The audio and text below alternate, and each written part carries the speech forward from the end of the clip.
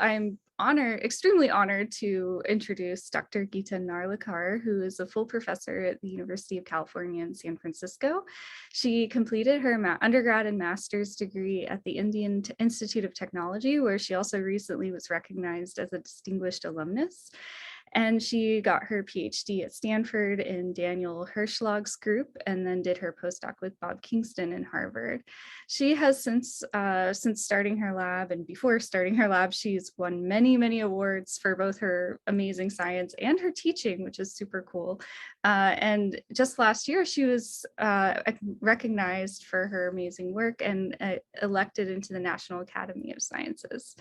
The Narlikar Lab is really renowned for their work on chromatin remodeling and chromatin packaging too. And one thing that always struck me about Geeta Narlikar's work is how creative it's always been, and really like bringing us to think differently about chromatin and science, and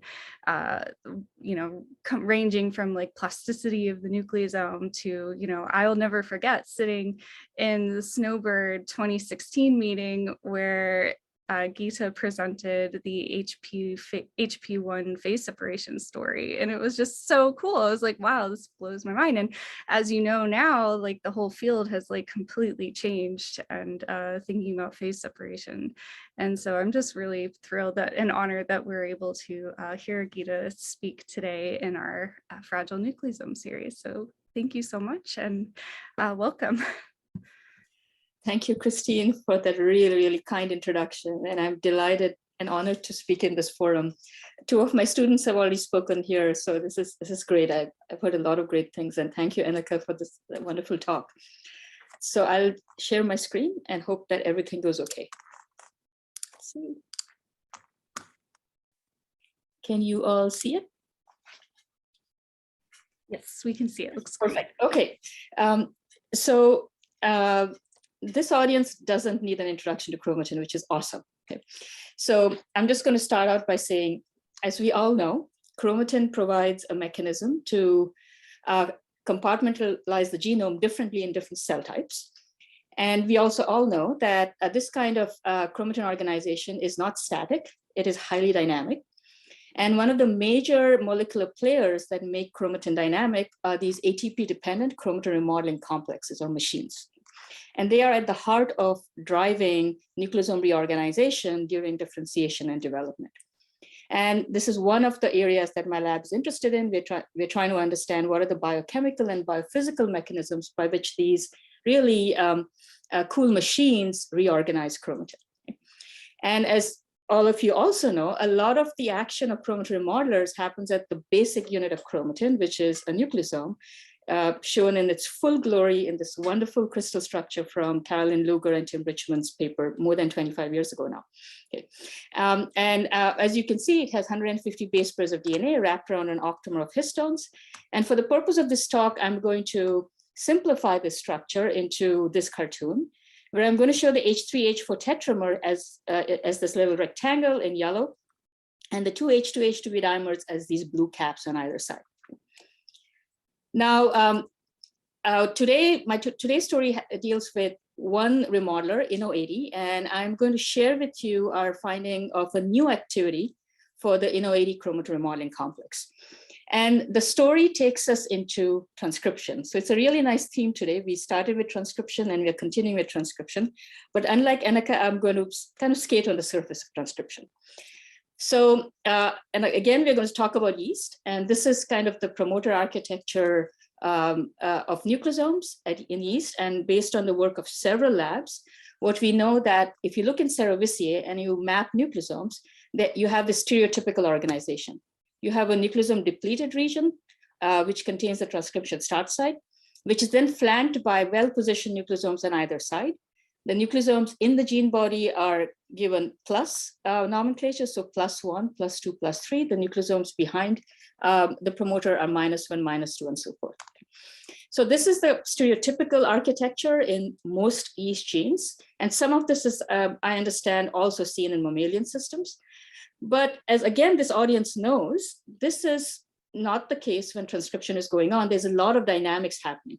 And I'm going to show you a very small subset of the types of dynamics that are known to happen when polymerase is rushing through a gene. Okay. So shown here are a few of the events that are known to happen. You have polymerase barreling through nucleosomes, disrupting nucleosomes, making them more fragile or completely getting rid of them. You have chromatin remodelers shown by this gray cartoon that carry out a variety of different activities. And again, these are ATP-dependent chromatin remodelers. And what we know so far is that these remodelers can reset nucleosome positions that are disrupted by moving polymerase. They can exchange pieces of histones, like in the context of variant H2AZ by SWR. And in some cases like RISC that we heard about in the earlier talk, they can also completely evict whole histone octamers. So there's a lot known from the work of many, many folks about how chromatin remodelers act during transcription to kind of keep resetting the nucleosome architecture so that you avoid things like cryptic transcription and so on. Okay. Now, what is also becoming clear from the work of folks like Steve Heinekoff and Vasily Studitsky is that when polymerase goes through a nucleosome, it creates these subnucleosomal particles that I'm going to just call hexazones, and that'll become clear in a minute. So Steve Heinekoff's lab has shown that in Drosophila, as polymerase goes through, you create these asymmetric hexazones where H2B is lost from the side of the nucleosome in which polymerase is transcribing through. Vasily Studitsky, through elegant biochemical work, has shown the same phenomena in the test tube. When polymerase goes through a nucleosome, it kicks off the H2B dimer that is distal from the direction of polymerase movement. Okay, so now that hexasomes exist is not a new phenomena. And in the past, what has been assumed is that histone chaperones, which also play important roles in transcription, will redeposit these H2 dimers that come apart and make the nucleosomes whole. But work from Heinekoff and others is showing that these hexasomes hang out for a while. There's a large, at steady state, you see a reasonable amount of hexasomes in the gene body.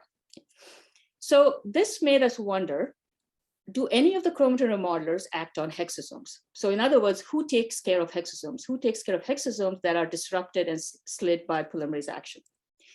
And we wondered whether any of the chromatin remodelers might actually act on hexasomes. Okay. Now, this is a kind of an unusual question to ask for the following reason. Almost all chromatin remodelers, and I'm showing you here 3 chromatin remodelers that are all known to just slide nucleosomes from the CHD class, the iSwitch class, and the INO80 class, which we'll talk about today. All of these chromatin remodelers rely on a region of the nucleosome called the acidic patch to slide nucleosomes. This acidic patch is present in an H2B dimer. Okay. So you might ask yourself, okay, if you need an acidic patch to slide nucleosomes, in a hexasome, you're missing one of the 2 acidic patches. Is there a problem here? Does that mean that these remodelers can't slide hexasomes? Now, elegant work from Greg Bauman has shown that you do need an intact nucleosome to slide the intact nucleosome with the 2 H2B dimers to slide the nucleosome the fastest. If you lose a dimer, the direction in which you lose the dimer, you slow down sliding. We found that with iSwitch, with hexasomes are not better substrates than nucleosomes. They're kind of okay substrates, but they're not better substrates. So the one remodeler that has not yet been tested in the context of hexasomes in our experience is INO80. So we wondered, is INO80, can it actually act on hexasomes? We know it acts on nucleosomes from the work of many people, but can it also act on hexasomes? Okay. And when I say we, I mean these 2 brilliant women, Laura Shea and Miriam Godet. Laura is a postdoctoral fellow in the lab, and she did her PhD with Toshi, so it's a small world. And Miriam Godet is a brilliant PhD student at the lab from the Tetrad program at UCSF. And so these 2 brilliant women asked this question, can INO80 move hexasomes? Okay. And before I share with you what they learned, let me give you a little bit of an introduction into INO80. On the right is a cartoon version of INO80 from yeast, Cerevisiae yeast. And you can see it's a multi-subunit complex. The whole complex is called INO80 in caps. The ATPase subunit of INO80 is called INO80 in small letters. Okay? It is what it is. That's the nomenclature. Now, we are very fortunate that in 2018, the Hoffner lab and Sebastian Neustermann solved the cryo-EM structure of INO80 bound to a nucleosome, and that's shown here on the left. Okay? And as you can see in this beautiful cryo-EM structure, here's the INO80 ATPase subunit sitting on the nucleosome. And here's another major core subunit, R5IS6, a module that works together sitting on the other side of the nucleosome. Okay.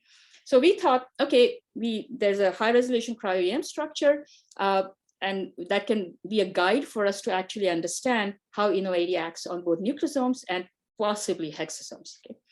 And the other reason we were curious about INO80's action on hexasomes was we knew from the work from several labs shown here that INO80 plays major roles, not just in transcription, but also DNA replication and DNA repair, where one might imagine you might have subnucleosomal particles playing a role. Okay. All very, very disruptive kind of events in the context of chromatin reorganization.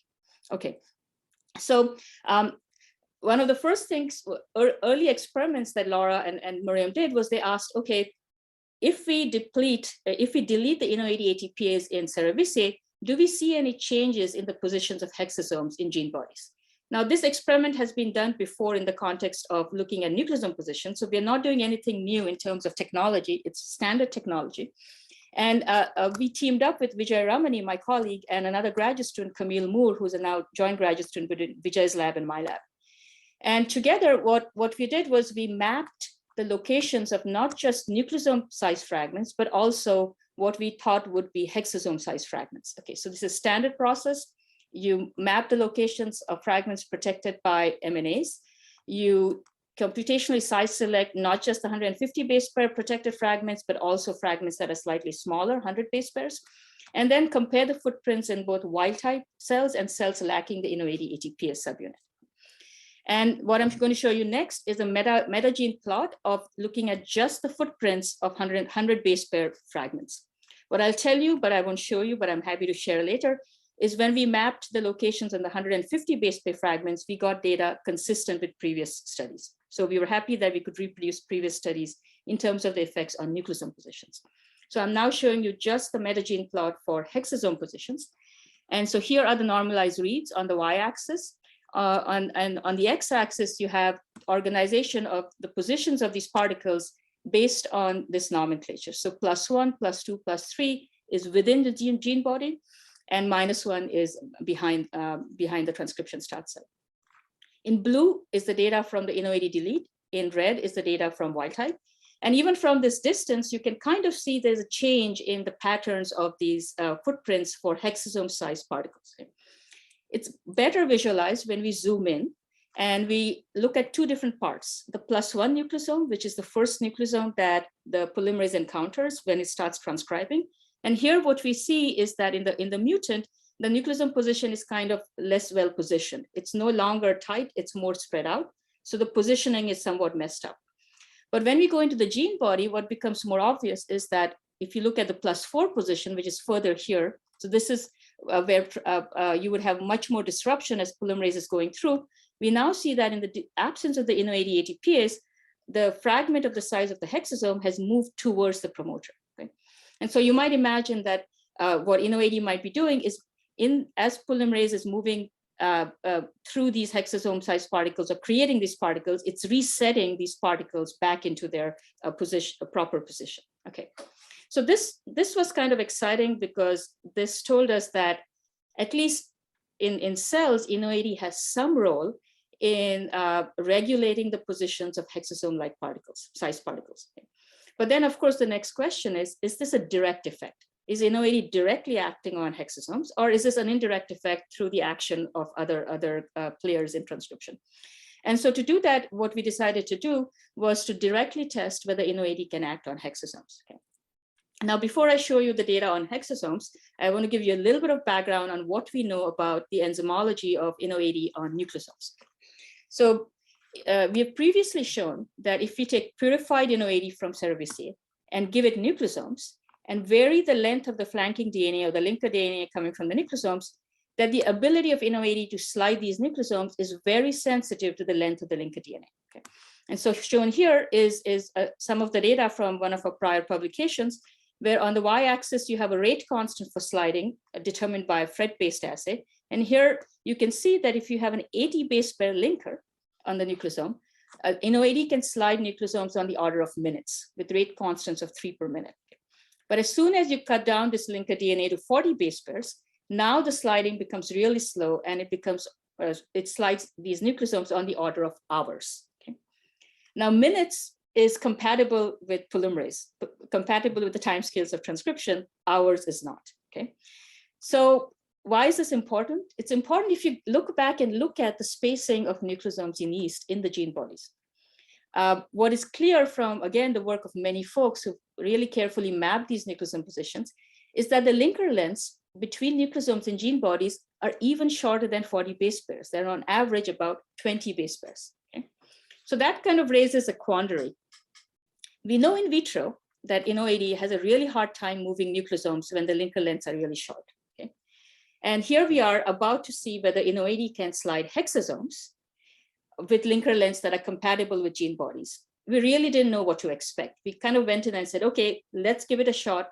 Maybe hexasomes are not going to be slit because nucleosomes are slit really, really slowly when you have these short linker lengths. Okay? But let's try it anyway. And so let me share the data that Laura and Miriam got. So first they reproduced what we had published. They looked at nucleosome sliding. And to do that, they used a very standard native gel-based assay, where if you have a nucleosome position on one end of a short piece of DNA, it migrates at a certain speed on a native gel. And as this nucleosome moves towards the center, an activity catalyzed by INO80 and ATP, this migration slows down, and you can monitor this as a function of time. So you can measure the rate of sliding using this native gel-based assay. And as we'd seen before, what Laura and Miriam saw was this sliding happened on the order of hours when you gave it 40 base pairs. Okay. Now, what happens when we make a hexasome? So what they did was they used a method developed by Greg Bauman at Hopkins to make an asymmetric hexasome to mimic the directionality of Paul tooth passage. So they made a hexasome by taking away this particular dimer. Hopefully you can see my pointer. Okay? And they asked, when you take away this dimer, what happens to the ability of INO80 to slide these particles? Okay, and when they did that, they found here's a hexasome with 40 base pairs. They found that INO80 slit this hexasome 60-fold faster. Okay, we went from sliding on the order of hours. You can look at the time scale here to sliding on the order of minutes. Now you might argue when you take away a H2H2B dimer, you release some extra linker DNA because the dimer wraps some of the linker DNA. So maybe you're just giving it more linker DNA and it's sliding these hexasome-sized particles faster. So to control for that, what Laura and Miriam did was they said, okay, let's make hexasomes on DNA that has shorter linkers, so 20 base pair linkers. And these now really start matching the linkers you see in gene bodies. And even when you make hexasomes with 20 base pair linkers, you get sliding by INO80 that is 60-fold faster than sliding on nucleosomes. And here's a quantification of the data. Sliding on nucleosomes with 40 base pairs of extra DNA is on the order of hours. Sliding on hexasomes, whether you give it 20 or 40, is on the order of minutes. Okay? And so this was exciting because this was, for us, at least the first evidence that a nucleosome remodeler that had been thought to act on nucleosomes maybe actually preferred hexasomes instead and that too by a very large amount. Now, these are ATPases. They hydrolyze ATP in response to their substrate. And so we then asked, is the ATPase activity of INO80 also stimulated better by hexasomes? And it is. So if you measure the ATPase activity of INO80, it's stimulated 10-fold better by hexasomes than by nucleosomes. Okay, so at this point, things were exciting. We were learning about new things about INO80. And we took a step back and we said, okay, from the perspective of biology, maybe this is beginning to make sense. Maybe INO80 is one of the players in a cell that helps position hexasomes. But let's now also put on our enzymologist hat on. Okay? These machines are enzymes, okay? And we're taught that enzymes have very specific active sites that make them specific for certain substrates over another. And if you look at even in this cartoon form, the structure of a nucleosome and a structure of a hexasome, they look very different. Okay? The path of the DNA is very different. And of course, a hexasome is missing a whole big chunk of 2 histones, right? So we said, as enzymologists, how would you make sense of this fact that INO80 can act on 2 substrates that look so different from each other? So to get at that, we turned back to the structure to see whether we could get any clues from the high resolution cryo-EM structure. Okay. And we said, okay, let's take a look into how the two dimers in the nucleosome are actually contacted by INO80. Okay. And so I'm going to reintroduce the acidic patch that I introduced in the beginning. Again, here is the INO80 complex. Here's the INO80 ATPase. Here are the ARP5 IES6 subunits, part of the core INO80 complex. This is the hexameric RAV ATPase complex that acts as a scaffold to hold many of the INO80 subunits. And what was seen from the structure is that on a nucleosome, and there are two acidic patches on a nucleosome, each acidic patch is contacted by a different subunit of INO80. The acidic patch here on top in the structure is contacted by IS2. The acidic patch at the bottom is contacted by the ARP5 IS6 subunits. Now, in the hexasome that I showed you that INO80 acts on, the dimer that is missing is the dimer that is contacted by the ARP5 IS6 subunits. Okay? And the structure from Ustermeier et al. Is on a nucleosome that has an extra piece of DNA on one end, so we can kind of align our hexasomes with their nucleosome structure. Now, I also mentioned earlier that if you mutate both of these acidic patches, INO80 slides nucleosomes really, really slowly. Okay. So mutate both the acidic patches, INO80 slides nucleosomes really slowly. But if we remove one whole dimer with the acidic patch, now you stimulate INO80 sliding. So how can we reconcile these two different results where on the one hand, you need the acidic patch, but on the other hand, if you remove one of the two acidic patches, you make things better. Okay. So the simplest explanation at that point for us was, okay, there are two acidic patches. Maybe you don't need the acidic patch contacted by ARP5 and the one that we remove in the hexasome. Maybe you only need the acidic patch on the other side, the one contacted by IS2. So to test this hypothesis, Laura and Miriam said, let's make asymmetrically mutated nucleosomes and ask which of the two acidic patches is actually critical for INO80 when you give it nucleosomes with linker DNA on one end. And to make these nucleosomes, they again turned to this really elegant method developed by Greg Bauman's lab and published in eLife a few years ago. And so using this method, they were able to make hexasomes, asymmetric hexasomes, and then complement this hexasomes with either a wild type H2H2B dimer or a dimer that had an acidic patch mutation. And using this kind of approach, they could make nucleosomes that were either both wild type acidic patches, an acidic patch mutant on this side, closer to the linker DNA, an acidic patch mutant on this side, away from the linker DNA, or an acidic patch mutant on both of the H2H2B dimers.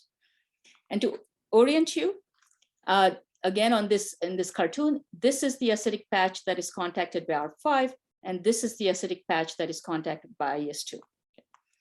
And to do these experiments, they decided to use nucleosomes with 80 base pairs of linker DNA because we wanted to give nucleosomes the best chance to be remodeled. So we gave it a long piece of linker DNA so we could see fast nucleosome sliding.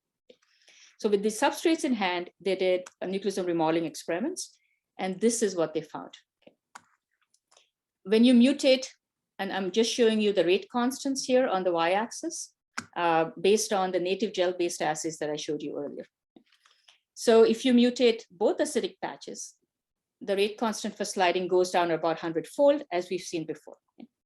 If you mutate the acidic patch contacted by IS2, shown here, you get maybe 1.5-fold decrease in the rate of sliding nucleosomes. But if you mutate the acidic patch contacted by ARP5, now again, you get a big defect in sliding. Okay. So this was counterintuitive. We had expected that the acidic patch that would be needed would be the one contacted by IS2 because the one contacted by ARP5 is removed in the hexasome. So this made us pause and take a step back and ask, how can we make sense of this? We know hexasomes are faster, but the same acidic patch that is lost in the hexasomes is important for sliding nucleosomes. So I'm going to share with you in the last few slides how we are rationalizing all of these different pieces of data, along with data and models from others in the field, such as Blaine Bartholomew and the Hofner labs, to come up with a model that can actually explain why hexasomes are better substrates. Okay. And the punchline of this model is what we would like to propose is that nucleosomes, when nucleosomes are remodeled by INO80, they are remodeled via a hexasome-like intermediate. Okay, so that's the punchline of the model. But now let me take you through the model a little bit more slowly. So what we'd like to propose is when INO80 sits on a nucleosome, and this is a cartoon based on the cryo-EM structure that from the Hofner lab, the INO80 ATPase is sliding DNA, beginning to slide DNA, but this dimer here, contacted by R5, acts to inhibit the movement of the DNA across the nucleosome. Now, there's work from Blaine Bartholomew's lab showing that when INO80 binds a nucleosome, it causes some destabilization in the DNA dimer interactions here. Okay, so we wanted to integrate that into our model. And so what we'd like to propose is to go even further and say that for the DNA to go completely around the nucleosome, this dimer has to be transiently taken away by the ARP5 IS6 module. And the ability of the ARP5 IS6 module to transiently dislodge this dimer relies on its ability to hold on to the acidic patch. So we would like to propose that's why you need that acidic patch to slide nucleosomes. So in this model, INO80 is beginning to slide DNA. It can't completely start sliding DNA until this dimer is transiently dislodged. Perhaps the torsional stress created by sliding is coupled to dislodging of this dimer, but that's still an open question. And as DNA starts sliding across this hexasome-like intermediate, eventually, based on the lifetime of this intermediate, the amount of DNA that is slid through will be determined. The intermediate can collapse back to a nucleosome, and that gives you a slid nucleosome. So this is our working model. And what we propose is that the rate limiting step for sliding nucleosomes is this step. This is the slow step. But when you're a hexasome, you completely bypass this step because you start here. You start in the hexasomal state and you just go. You are remodeled much faster. Now, I'd like to end with what are the implications of this working model. We think this kind of a model might give this kind of a mechanism for INO80 might give it the versatility to act on both nucleosomes and hexasomes based on how crowded a particular genomic context is. So for example, in gene bodies where nucleosomes are very closely spaced, maybe INO80 does not really move nucleosomes that well, but moves hexasomes better. The hexasome preference may also explain INO80's ability to participate in multiple disruptive processes beyond transcription, including DNA replication and DNA repair. And it's not hard to imagine that if this is the rate limiting step, then this step can be regulated by histone variants such as H2AZ, which has already been shown by folks like Blaine Bartholomew, and histone modifications that might alter how readily this dimer is transiently dislodged. And finally, this work has kind of opened our eyes to the importance of subnucleosomal particles. In the past, we would look at them as just collateral damage. Polymerase is going through a nucleosome, creating these subnucleosomal particles, and somehow they're taken care of. But finding a remodeler that actually prefers hexasomes by 2 orders of magnitude is kind of changing our view of subnucleosomal particles. It's saying that maybe they're playing important regulatory roles. And one of these regulatory roles could be that restoration of subnucleosomal particles may inhibit cryptic transcription. And indeed, INO80 has been shown to play roles in preventing cryptic transcription. It's also tempting to speculate that subnucleosomal particles, especially these kinds of asymmetric subnucleosomal particles, might create a more permissive transcription environment in highly transcribed regions. And I say this because Vasily Studitsky has really beautifully shown that when polymerase creates these kinds of asymmetric hexasomes, these asymmetric hexasomes are much better substrates for polymerase than nucleosomes.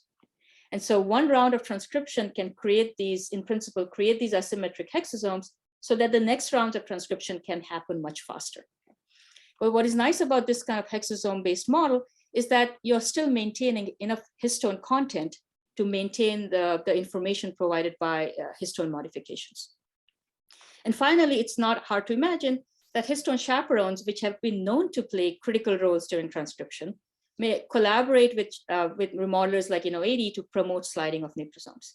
So maybe nucleosomes in gene bodies are slid by INO80 because perhaps chaperones transiently take off a dimer, make it look completely like a hexasome, allowing INO80 to slide them. Lots of new models to test and work with.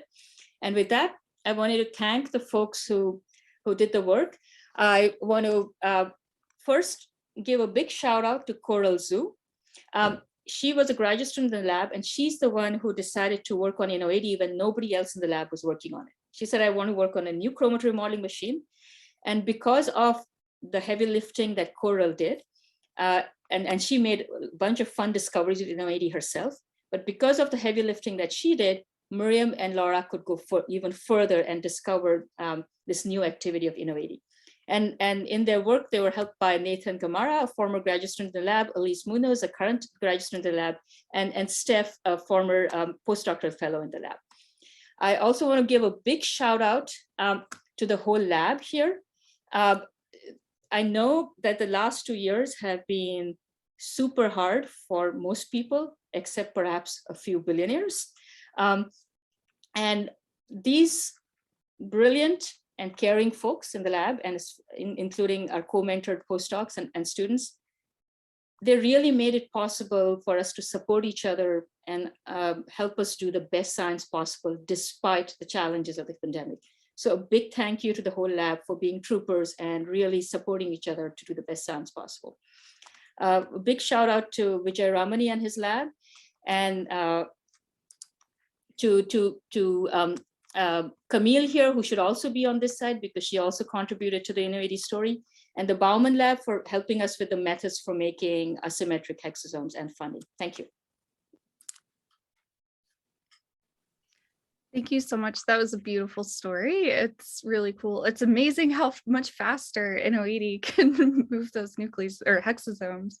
I was curious, just real quick, I'll ask a question, but then I'll get to the rest. I know in the Greg Bowman paper, the Lewandowski paper, they also looked at H2B ubiquitinated nucleosomes, and like in theory, that could really kind of hinder the acidic patch too. I was curious if you all were thinking about that, especially because it happens co-transcriptionally. That's a great question. We ourselves are not looking at it, but hopefully somebody will. That's exactly on point, yes. So any modification on the dimer, you could now begin to imagine can regulate INO80's activity. Absolutely, yeah. Thanks. And then, okay, so I think Craig Peterson raised his hand first, so I'm gonna go ahead and allow him to. Hi, Craig. Hi, Geeta, how are you doing? Great talk. I had two questions for you. So one in vitro and one in vivo. So the in vitro question is, if I play devil's advocate and say that hexasomes are not really a bona fide in vivo substrate, INO80, but in fact, what you've done is you've basically deregulated the enzyme by getting hexasomes. In fact, what the hexasome does is it just reinforces a requirement for INO80 to see an 80 base pair linker and only work on the +1. Because now you've taken away the linker DNA requirement by getting rid of the dimer, but maybe that's the role of the dimer, is to basically make sure that INO80 only works on +1. Oh, okay. So it's I can't argue with that model, Craig, but I find it hard to believe that a 60-fold rate enhancement is not physiologically significant. That's just, as a biochemist and biophysicist at heart, I would say if there's a Chromatory remodeler that is, unlike other remodelers, is 60-fold faster on hexasomes, has to be a biological reason for it, right? But again, it's a philosophical difference. Yeah. But I understand the point about increasing more flanking DNA.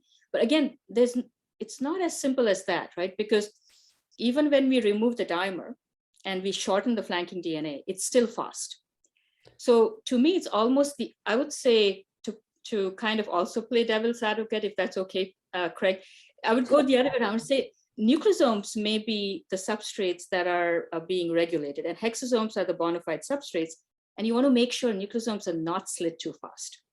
So I would again, I would couple that then with my in vivo question. I'm surprised there's not a bigger impact of INO80 loss on coding nucleosomes, right? Because we know that several groups have shown that if you lose CHUD and I-switch1, you also have big effects on those +1 to +4 nukes. I'm wondering what's the interplay between those three. I mean, maybe you see a bigger effect of INO80 if you also get rid of CHUD and I-switch. That's a great experiment. We haven't done that. It's something that would be fun to do. But what we do see, and I think Ashby Morrison might have seen this, and hopefully I'm not leaving out anybody who's also done this, but I think Ashby Morrison's lab has done some of these experiments where if you delete the INO80 ATPase, you do see changes in nucleosome positions in gene bodies. So that has been seen. And so for us, what is interesting is it's kind of hard to imagine how are nucleosomes moved in the gene bodies when in vitro we know that it's hard to move them with short linkers. So maybe even the nucleosome movement in gene bodies is not nucleosome movement, but chaperones come in, make the nucleosomes completely look like hexasomes so you can move them and then put on the dimer. But that wild speculation, Craig, wild speculation. Great, thanks, Geeta. Yep. So I'll take one more question. There are several raised hands, but for the sake of time, I'm going to read Hannah Richter's question because she also asked it earlier. She says, amazing work, which I agree. Would it be possible to generate a nucleosome with the ARP5 contacting H2H2B dimer permanently linked to the H3H4 tetramer, thus unable to slide even with a functional acidic patch? Great question. We are trying to, so one way to do that, if I'm getting the question right, is to do a disulfide crosslink between the dimer and the tetramer, if I'm getting this right, in terms of what's being proposed. And what we are trying to do is we're trying to figure out where exactly to put this disulfide crosslink, because the location of the crosslink is going to matter. And we don't really have a structure of, if the intermediate is real, we don't have a structure of the intermediate. So we don't know how this dimer is being transiently dislodged. But that's on the cards. We're going to scan a few different positions to see whether if we prevent the dimer from coming off, what do we see in nucleosome sliding? What I should point out there, though, is that it's always easy to break things, right? So if we see inhibition of nucleosome sliding, it could just be because we've destroyed other aspects of the mechanism. And so we are going to need to have very important controls. So let's say INO80 can't slide it, but SwitchNIF or iSwitch can. Then we'll be satisfied. Thank you so much. And with that, we're just over 10 o'clock, so I will go ahead and wrap up the session today. And if you'd like to join for the coffee chat, please indicate so in the box and we can talk about remodelers some more. But I just want to give a huge thank you to both Inika and Geeta for giving us wonderful science to hear this morning and afternoon, evening, wherever you are. Thank you so much. And thank you all for joining us, and hope to see you in a couple weeks. And remember, it will be 1 hour earlier because we have a speaker based in China. So that's awesome that we can be online and global. So see you all later. Bye.